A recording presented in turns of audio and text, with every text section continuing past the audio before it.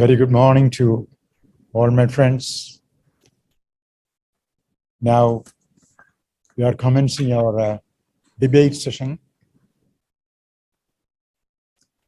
Today from the pediatrics, we are two eminent speakers are talking on cuffed and uncuffed endotracheal tubes in pediatrics.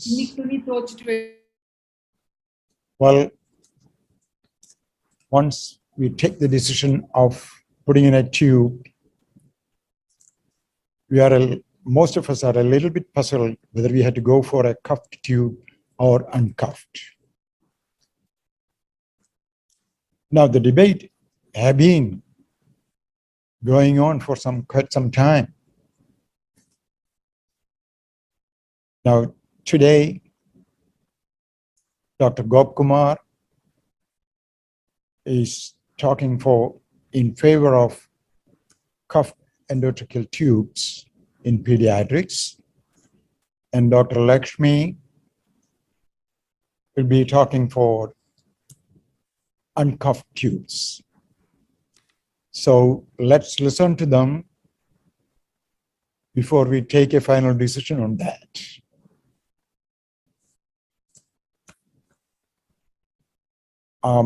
Which is better, that we have to find out from the latest recent studies and their convincing talks.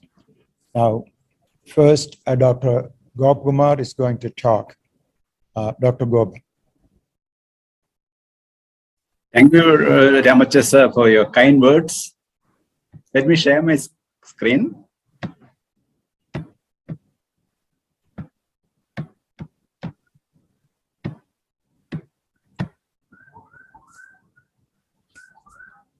Good morning, everybody. Today, the topic is cuffed or uncuffed tubes in pediatric anesthesia practice.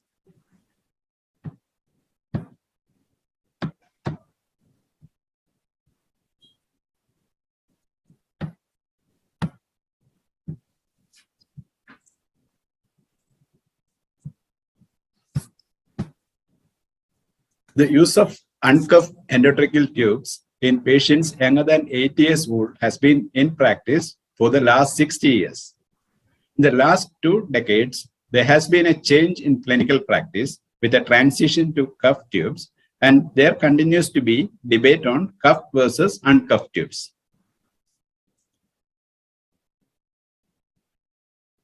My role here today is, based on current scientific data, to establish that cuffed endotracheal tubes are better than uncuffed endotracheal tubes in infants and young children.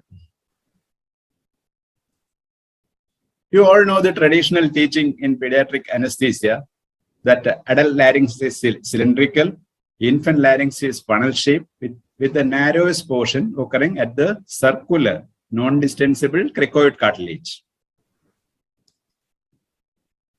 So let me start from the history.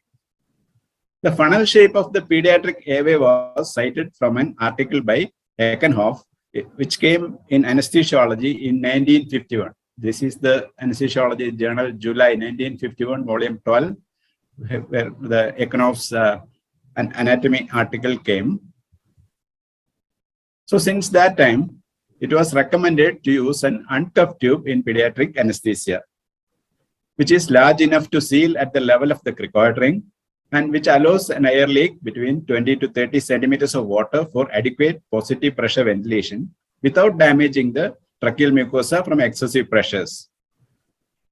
Later, studies with the help of modern gadgets like CT, MRI, and video bronchoscopy came. So these are some studies like that. This is a Littman et al., which came in Anesthesiology 2003. Developmental changes of laryngeal dimensions in unparalyzed sedated children. They studied 99 children aged 2 months to 13 years undergoing MRI under propofol sedation. This is another study, video bronchoscopic study by Dalal et al., done by Preeti G. Dalal, which came in Anesthesia Analgesia in 2009 May. And all these CT, MRI, and most of the CT, MRI, and video bronchoscopic studies have shown that the narrowest part of the pediatric airway is actually at the glottic opening, that is at the vocal cord level, and at the immediate subvocal cord level, with an elliptical form of anterior to posterior greater than transverse diameter. Transverse dimensions were narrower than anteroposterior dimensions and at all levels of the larynx above the cricoid, and in most children at the cricoid level.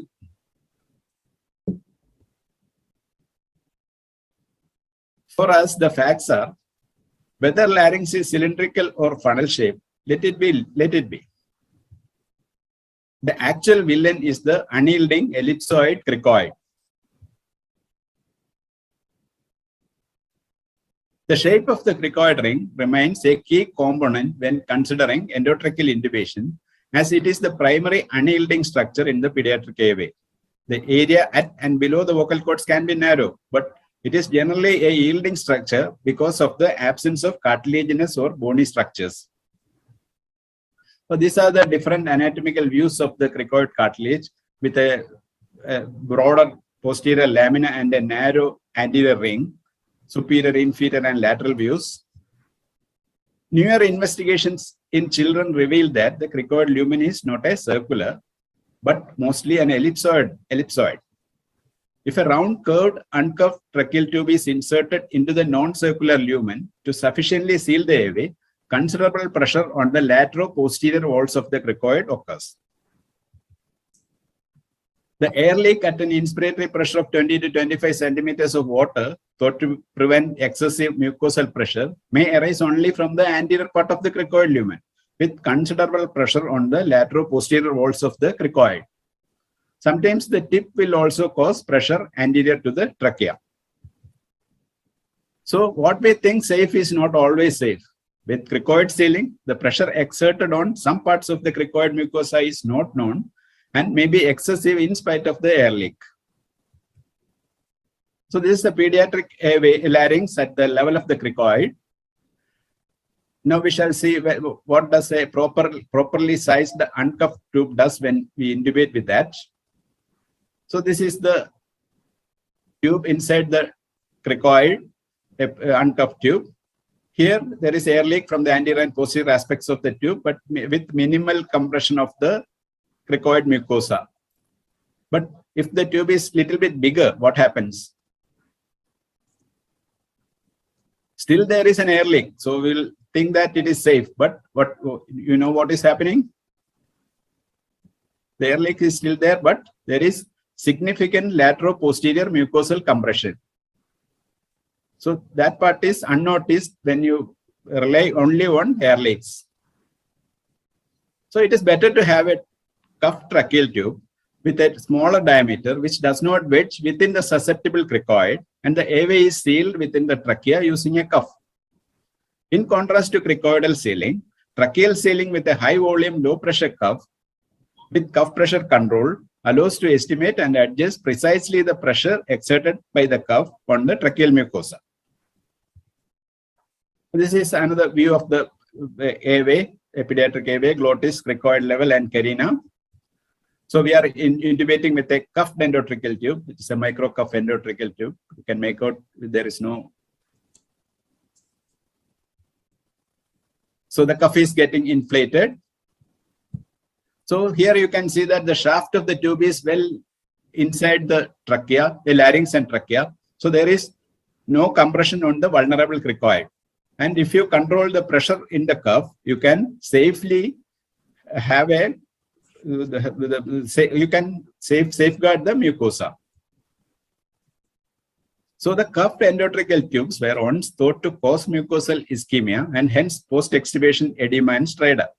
However, now it has been shown that the modern low-pressure, high-volume cuffs does not cause mucosal ischemia, and on the other hand, uncuffed tubes do not totally eliminate the risk of mucosal edema. Earlier cuffs were high-pressure, low-volume or poorly designed cuffs. These are some studies. This is New et al., a comparative study which came in Journal of Pediatrics in 2004 March.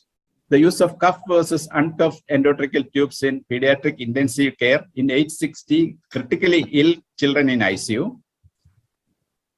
They concluded that traditional teaching in pediatric anesthesia and intensive care, including current pediatric life support recommendations, need to be reviewed for children to benefit from the advantages of modern low-pressure cuffed endotracheal tubes during critical illness.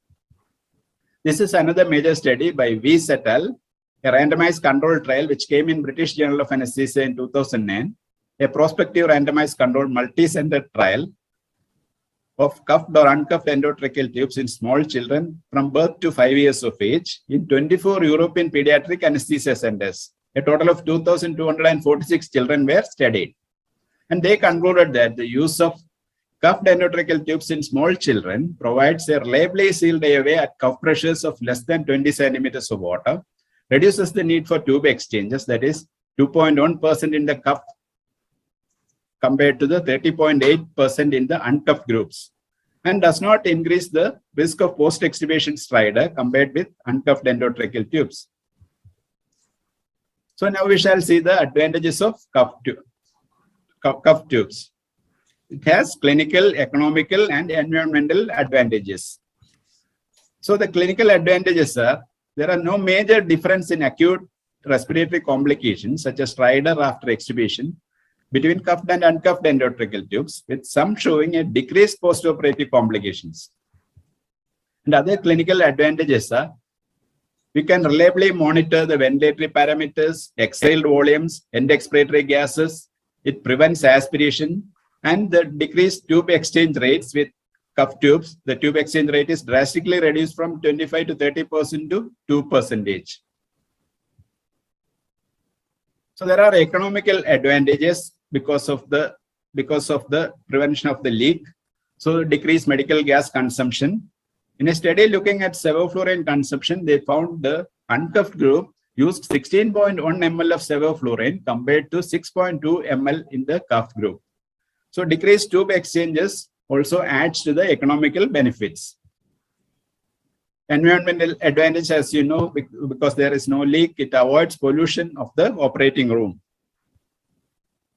The American Heart Association and the International Liaison Committee on Resuscitation accepted the use of cuff tubes in pediatric resuscitation since 2005.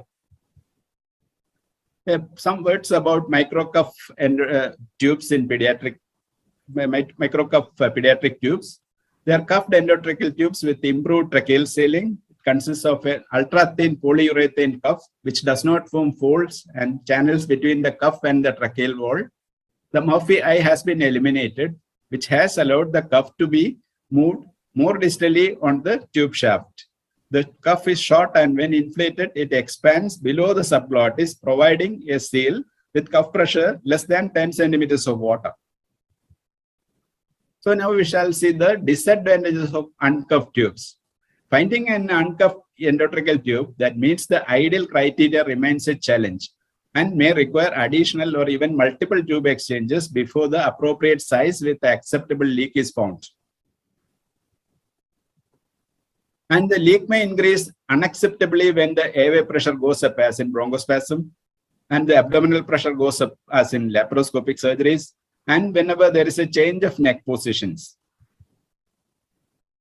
A larger air leak around the uncuffed endotracheal tubes leads to unreliable monitoring of the ventilatory parameters, exhale volumes, and end expiratory gases. With larger airway leaks, modern anesthesia machines may actually turn off some of their monitors of ventilatory parameters. Modern ventilators are increasingly incorporating more sophisticated lung function measurements such as lung compliance, resistance, but these measurements are not accurate in the presence of the air leak. Airway leaks with uncuffed endotracheal tubes increase the depletion of anesthetic gases with economic implications. There is also a higher risk of aspiration, particularly in children undergoing emergency abdominal surgeries. So I conclude that based on current scientific data, cuff tubes can be safely used in infants and young children, provided that a correctly sized tracheal tube, cuff pressure control, and adequately designed tracheal tubes are used. Except for unique clinical circumstances, there is no longer a feasible role for the use of uncuffed tubes in pediatric anesthesia. Thank you. Thank you, Dr. Gopakumar. You have some really convincing points. And listen,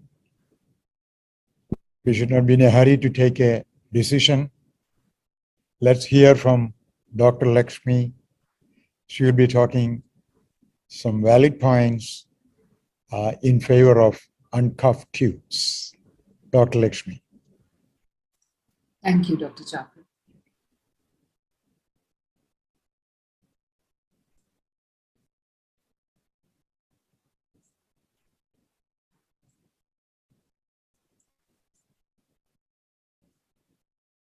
So, good morning, ladies and gentlemen. We have just listened to my learned colleague speak as to why cuff tubes should be used in pediatric surgery. And I'm here today to tell you why we should not always consider cuff tubes. Cuff tubes are not needed. They're not absolutely mandatory in pediatric surgery, except for special circumstances. And the model for my discussion, advantages and disadvantages of the lowly uncuffed tube. Why is it that if the cuff tubes were so good, we should be using it day in and day out? What does literature really have to say? And let's end this debate. I'm going to show you a video of a 2-year-old undergoing liver transplant, and this happened yesterday. I hope my audio works too. And this is what happened.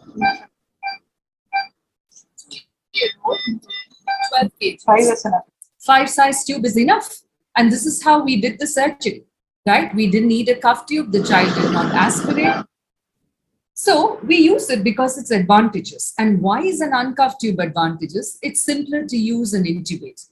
It has a large internal diameter for the same size. So if you're ventilating, there is lesser resistance. If there is a block, I have a bigger diameter so I can clear up secretions, right? And there is an age-old belief. I know it has been challenged, but let's face it. You are worried about subglottic stenosis or stridor if you use a slightly larger size tube or force that so-called cuff tube past that glottis, which you can only see the superficial part of. Of course, cuff tubes have drawbacks, as Dr. Gopakumar has correctly said. You do take time to size. You can't look at a child and use any formula because you could be wrong by 0.5 or 1. So even when you so-called optimally size, Dr. Gopakumar had shown by figures, peritube leaks can occur, but so what? The same child, we use 1 liter flow on a workstation with absolutely comfortable waveform with no collapse and normal inspiratory and expiratory flow. So even though there is a minimal leak, it really does not compromise ventilation that much. Theoretically, there's a risk of aspiration, but many of us have not seen, excepting in the so-called full stomachs, about the risk for aspiration. There is difficulty with low flows. There is lesser economy with the inhalational agents. There is a possibility of theater pollution, and in high-end ventilation, cuff tubes are definitely better. So this is a review article by my colleague and senior colleague, Dr. Neerja, whom I have to thank extensively. She's written this review article a few years ago, talking about how perhaps cuff tubes may be reasonable, but in the same sitting, she has explained why is it then that cuff tubes are not so popular? Why is it that we are only having cuff tubes and not eliminating the uncuffed ones? The flip side of a cuffed endotracheal tube. Research has shown that when you actually look, more than 50% of the placements of the cuffed endotracheal tube in children is suboptimal because their trachea is short and this cuff is long, and therefore it would either move downwards where it can become endobronchial, or the proximal part of the cuff may sit on the not so flexible, the rigid cricoid, and can cause trauma and subglottic stenosis subsequently. Right? So you need to be careful, as has been said, that the tube is placed with its cuff below the cricoid and the tip of the endotracheal tube above the carotid. Now, most of us, when we ask for the tube, are only looking at the inner diameter and not the outer diameter. And the outer diameter varies depending upon the brand and the model of the material that has been used for the tube. So if for the same size of 4.5, the material is thicker, you're actually subconsciously oversizing, and this is not taken into account by the anesthesiologist. And inadvertent oversizing or inflation of the cuff and the vocal cords can lead to terrible damage. And we all know how difficult it is to manage a child with post-extubation stridor or a subglottic stenosis after a prolonged ventilation. Now, have you seen a cuff when it is collapsed in the normal cuffed endotracheal tube? This is how it looks like. It's like a fold of plastic curtain around. So if you've used a 5.5 size tube that caused a leak, what are you going to ask for next? Not 5.5 cuff, but 5 cuff, because you're giving space for all these little curtains or folds of the cuff to accommodate themselves in the larynx. Now, in adults, there is a caveat that the cross-sectional area of the endotracheal cuff should be about 150% of the internal diameter of the trachea when there is an inflation pressure of 20 centimeters of water. That's a kind of a safety ruling. Unfortunately, we do not have such recommendations for use of a cuff tube in children, and it can lead to disproportionate filling of the endotracheal tube. Right? And when you inadvertently oversize or overdistend the cuff, this figure will amply tell you how by excessive pressure on a tracheal mucosa, one can compress the tracheal capillary, compromise, cause ischemia, fibrosis, and then you have your ENT patient coming in for regular evaluation by laryngoscopy for a subglottic stenosis. We wouldn't want that. The accurate cuff position, as I have said below, is with the ETT with the cuff below the level of the vocal cords. Therefore, you need to modify to have a shorter length of a cuff and do away with the Murphy's eye, right? And that is what will provide safety. And this is what has happened with the new kid on the block, the micro cuff tube. It has a cuff made of polyurethane, so it doesn't form those curtains. It has a shorter length of the cuff and no Murphy's eye, and forms an effective seal with pressures as low as 10 centimeters of water, right? But have you forgotten something? My regular endotracheal tube that I use for a hernia or for a routine surgery in a child is 250.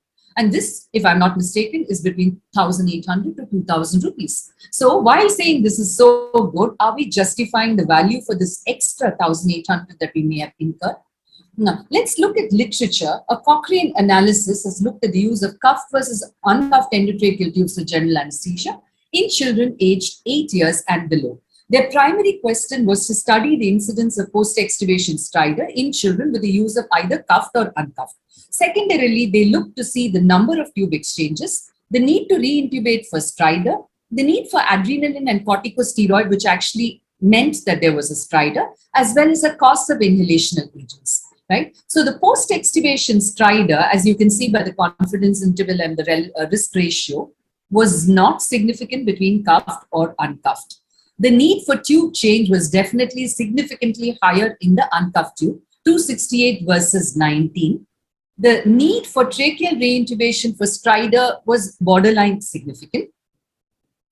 The need for epinephrine, not significantly so, right? And the cost of the medical gas, when we looked at euros, was about 19 euros lesser in the cuffed tubes as compared to the uncuffed tubes, right? So we are actually talking, when I use a 1 liter flow and a dial setting of CO 1.5, about 4.5 ml per hour, which to my calculation works out to a few hundred rupees, versus the cost of the endotracheal tube, which is much higher. This report, Cochrane review, shows that there was no difference between the incidence of stridor, whether you use a cuffed or an uncuffed tubes, no difference for the need to reintubate, to use adrenaline or give steroid. However, definitely there was an increased need to exchange the ET tube because of an improper size in the uncuffed tubes, and there was a positive finding in the use of medical gas. What about neonates? Well, all is not so hunky-dory in neonates. Would we use a microcuff tube? Now, this literature comes from Dr. Satyamurthy in Australia, where they looked at the use of the microcuff versus an uncuffed tracheal tube in neonates. So this study was conducted over a year, and they looked at 324 neonates, of whom 27 developed post-extubation stridor. The occurrence of stridor had direct correlation between greater prematurity, lower birth weight, longer duration of intubation, multiple re-intubations, and weight. The last factor that they analyzed was the use of a microcuffed endotracheal tube versus a normal uncuffed tracheal tube. So when you're using a cuffed tube in neonates, ladies and gentlemen, remember this study. In children less than 3 years, newborns in neonates less than 3 kgs, using a microcuff tube itself may be associated with a higher post-extubation stridor. Now, cuffed endotracheal tubes, what happens in infants less than 5 kilograms? This again was a retrospective study of 1,162 patients, of whom a larger number had a cuffed endotracheal tube and a smaller number had an uncuffed tube. So they looked at two subsets, less than 3 kgs and 3 to 5 kgs, and concluded saying that it did not cause any increase in post-operative problems, including stridor. So remember, these authors are not saying cuff tubes is good. They're saying it is not worse than the standard uncuffed endotracheal tube that they use. Remember, whenever you use a micro cuff tube, you need to have a cuff pressure that you need to monitor. And most of us know that it barely crosses the 10 mark if you're careful. And again, it is that element of caution. Training, appropriate size, and being aware of problems that is more important rather than a cuffed versus an uncuffed. Now, an experience at my hospital in the pediatric cardiac unit, where at one point they were using the standard cuffed endotracheal tube. This was a time when micro cuffs were not freely available in India, and they had a very high incidence of post-operative stridor, about 7 to 23% for 1 month. And when they looked into contributory factors, of course, they knew the more complex cases, the ones that needed longer ventilation, they felt the drag on the endotracheal tube during ventilation in the ICU, intubation by trained anesthesiologists probably helped to reduce the incidence of post-extubation stridor. Another meta-analysis again concluded there was no difference in laryngospasm or stridor between the two sets of tube. So I conclude, ladies and gentlemen, with my argument that you do not need to use a cuffed endotracheal tube for your 10 kg child who is coming for a hernia or for a minor surgery like a pyeloplasty. Reserve it for lung surgeries that would demand a lung isolation concurrent to the use of a bronchial blocker. Children who have bad lungs or whom you plan to ventilate for a longer duration of time. Pediatric ICUs is a separate ballgame altogether. And if you have to have a child on a ventilator there, you most certainly would want to use a cuff tube. Laparoscopy and full stomach we have managed without uncuffed tubes, but yes, the use of a cuff tube may offer that additional element of safety when the surgeon is handling the bowel. So again, use the tube only and when you need it and correctly. Summary and conclusions. Cuffed endotracheal tubes are very easily available. It's very simple insert, and these reintubations may actually give more chance to the trainees in a training institution. It reduces the cost of the tube and offsets any minor savings that one might have with the use of the inhalation agent. Of course, it has a bigger outer diameter, helping you clear secretions. And in the operating theater, we all know that the ventilatory performance is absolutely comparable to that of a cuff tube. And again, when you put an uncuffed tube and know that it is not oversized, you most certainly will not cause a subglottic stenosis. So I conclude, ladies and gentlemen, for an uncuffed tube for routine pediatric surgery, we need to end this debate. And we need to end this debate to say cuff tubes are definitely there and we need to use it for our routine surgery and the uncuffed tubes, and reserve the cuff tubes for the higher risk profile that I just mentioned. Conclusion, use an uncuffed endotracheal tube for routine surgery, and I rest my case here. Thank you. Thank you. Thank you, Dr. Lakshmi. You are quite impressed with your valid points in favor of the uncuffed tubes. Now it's a time for rebuttal. Let's take a little less time for the rebuttal session. Dr. Gopakumar, having heard these things. That's a nice talk, Lakshmi madam. But we have enough studies that showing the clinical, environmental and economical benefits of the cuff tubes. You know the clinical benefits, all the major studies in ICUs and in anesthesia, they didn't show any difference in the incidence of stridor and the racemic adrenaline requirement, things like that. So such complications are very much comparable in both tubes. But the thing I still insist is that we don't have anything to monitor how much the pressure exerted on the cricoid by the shaft of the tube when you use an uncuffed tube, because the cricoid sealing, you don't have anything to monitor, because you are finding a tube which tightly fits inside the ellipsoid cricoid. So even if you get an air leak, it doesn't mean that the tube is properly positioned inside the unyielding cricoid. So it can have posterolateral pressures on the cricoid, and that how much you don't know. But the advantage with the cuff tube is that you can monitor the cuff pressure. If it is in the safe range, you know definitely that there is no, you are not causing any injury to the tracheal mucosa. And since it is the comparatively smaller, the shaft size is comparatively smaller, the unyielding cricoid, vulnerable cricoid won't affect much.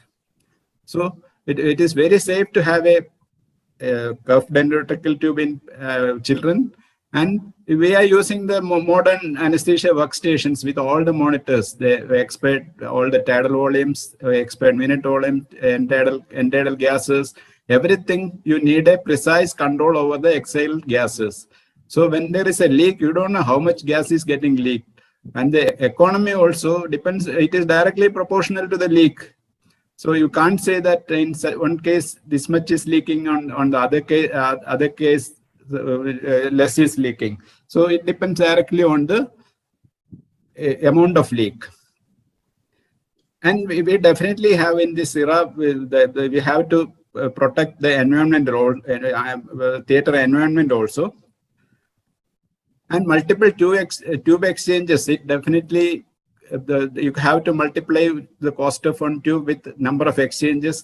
So with that, the modern cuff tubes, it won't, if you take 10 to 20 anesthesia, you take the average, then the economically cuff tubes will be more economical.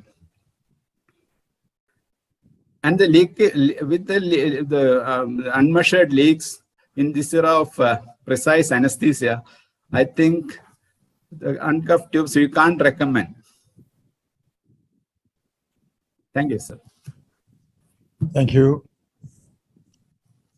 Having heard second time from Dr. Gopakumar, Dr. Lakshmi, it's your turn.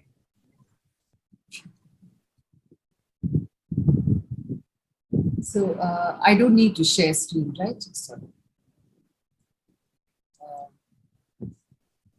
Right. So thank you, Dr. Gopakumar, for endorsing what I've already said. You mentioned that when I'm using an uncuffed tube, I will not know the pressure that is exerted on the posterolateral wall of the cricoid, and I might cause damage.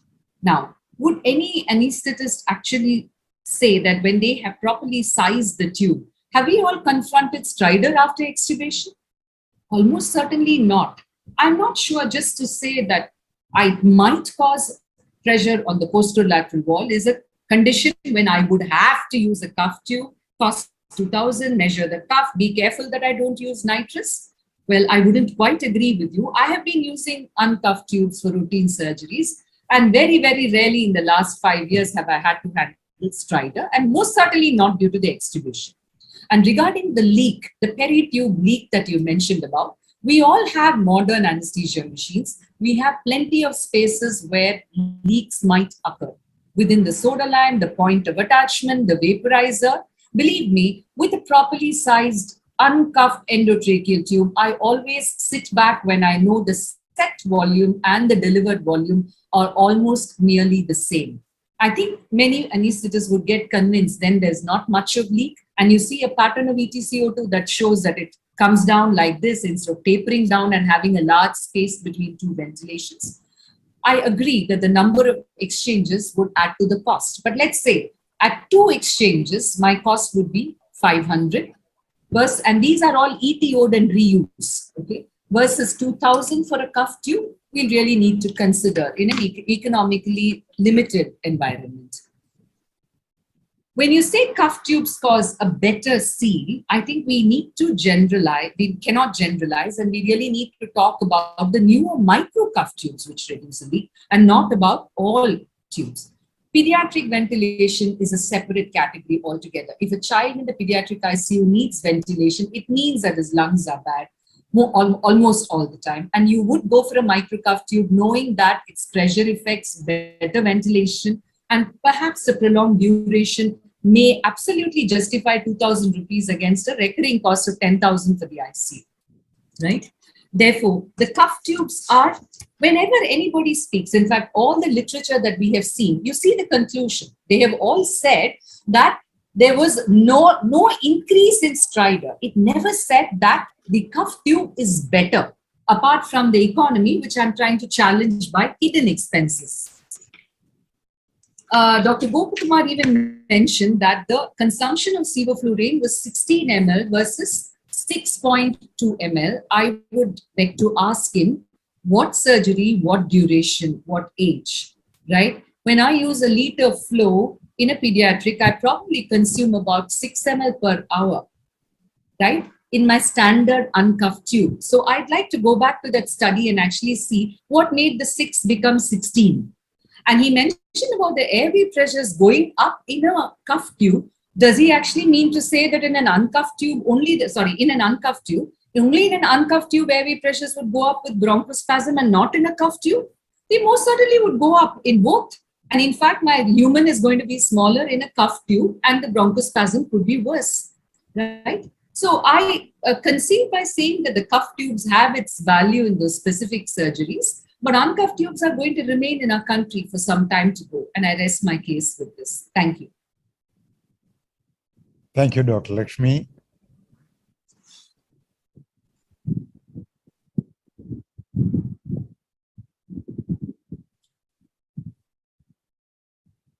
So Dr. Chako, if I may, just 30 seconds. It's a disclaimer here. When you're put for a pro-con session, you actually argue like a lawyer. Whether it's right or wrong, you want to win your argument. And I guess my argument for the uncuffed tube was also based on the same lawyer principle. So to all the listeners, I'm not saying one is better or the other. Each one has its role and one needs to use it judiciously. Whatever was said was for the heat of the argument and the pro-con session. Okay, Dr. Lakshmi.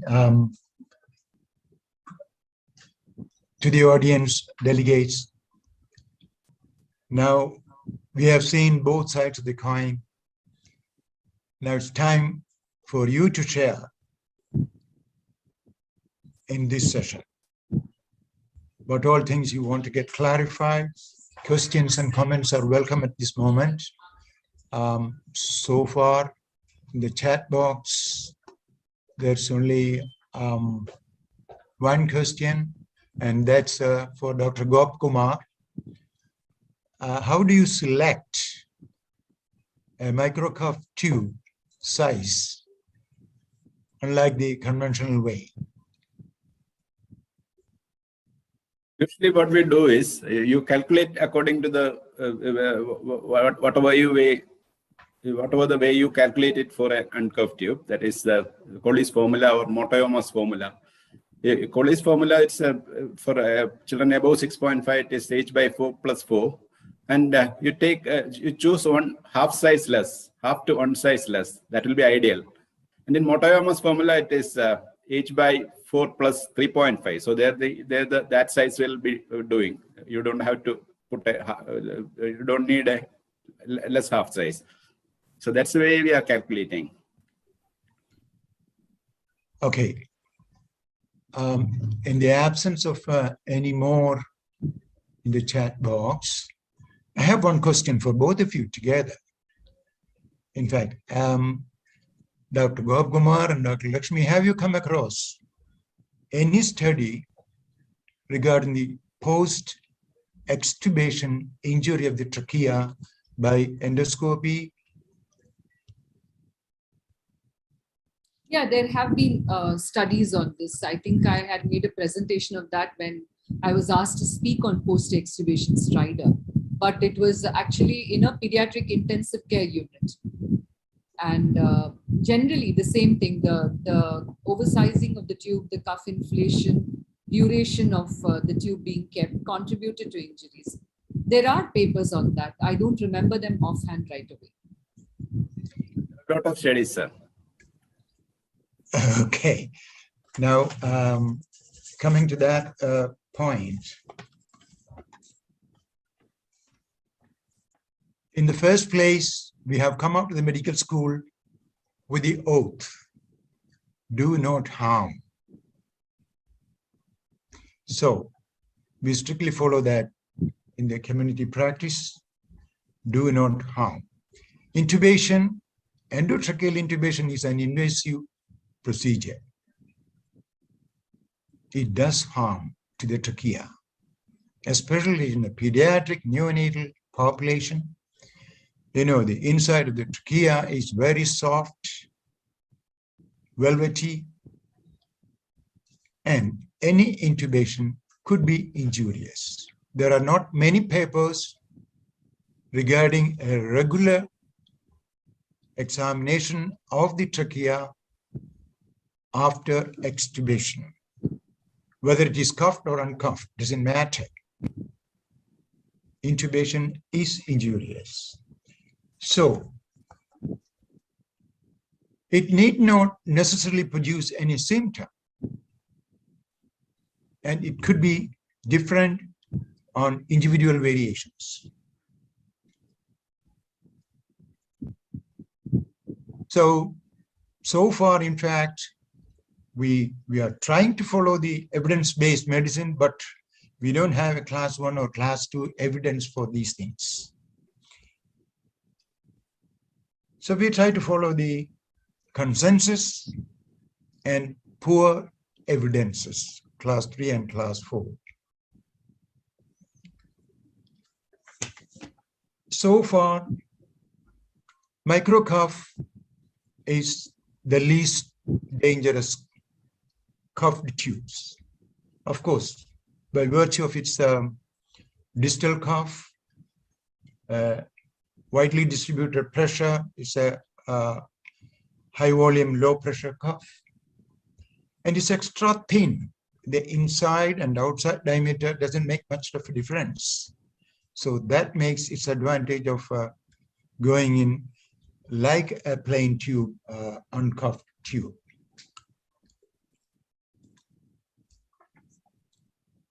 But we can't recommend that for all our patients. There's a lot of ifs and buts.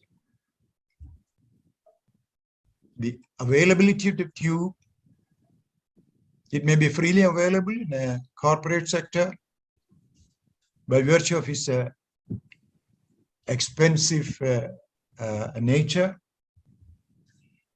So wherever you work, you are not the decision maker, you just advise. You may get it or you may not. Affordability is another factor which is a major thing. It's quite expensive in India, maybe about 10 times compared to the other one. Now, how do we make it? Now, the thing is, now it is the era for low flow anesthesia. If you really practice that over a course of time, what you save will be enough to cover these things. That's the economic aspect of it. You know, acceptability, that's in the hands of anesthesiologists, whether do they accept this or not? Are they comfortable with that or not?